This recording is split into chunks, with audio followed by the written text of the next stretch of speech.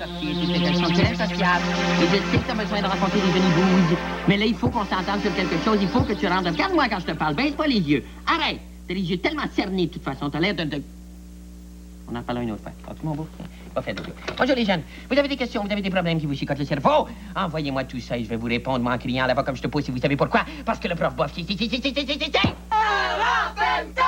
c'est mon plaisir! On enchaîne avec une première lettre qui me vient de Julien Gonville de Catino et qui me demande, tiens, prof bof, pourquoi les chiens branlent leur queue lorsqu'ils sont contents?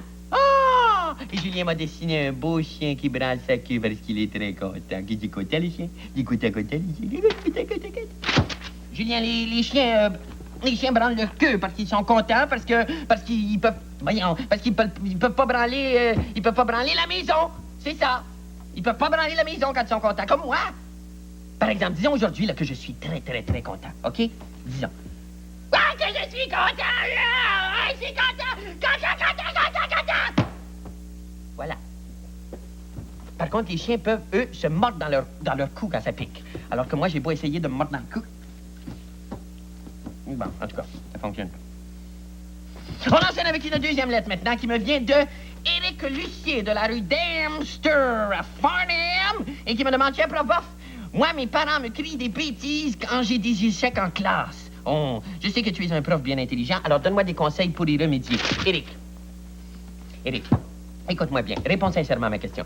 Est-ce que tu fais tous les efforts possibles et inimaginables pour réussir? Si ta réponse est non, prof bof, eh bien, je suis obligé de te dire malheureusement que tes parents ont raison de t'engueuler. Mais, si ta réponse est oui, prof bof, eh bien là, mon cher Éric, tu n'as qu'à engueuler tes parents.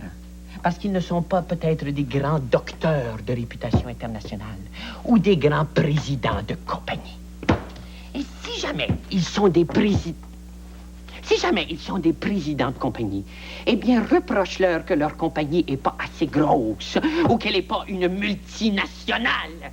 Si jamais ton père est député, reproche-y de pas être un ministre. Et si jamais ta mère fait du sport, reproche-lui de pas être Mario le mieux. Voilà. Amène ça, toi. Moi, quand j'entends des parents engueuler mes 100 watts, je deviens ça. J'aime mieux passer une autre lettre. On enchaîne avec une autre lettre qui me vient de Steve Collins de Pointe-du-Lac et qui me demande, tiens, prof bof, je t'écris pour te demander si tu te sers du dentier qui est dans le pot sur ton bureau. Mon cher Steve, je suis désolé de te décevoir, mais je me sers absolument jamais du dentier qui est sur le bord du bureau. Ce dentier-là me sert absolument à rien. Ce n'est... Attends une petite minute.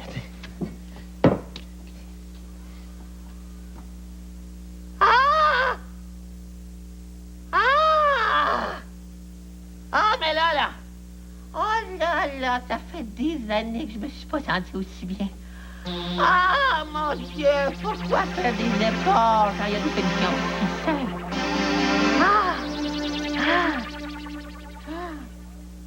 Vous voulez écrire au prof bof? C'est pas compliqué. Vous écrivez au prof bof, Club des 100 watts, Radio-Québec, 800 Folum, Montréal, Québec, Canada, voilà. Le code postal, vous le connaissez? De toute façon, c'est écrit juste ici, là. H2K3L7. Voilà.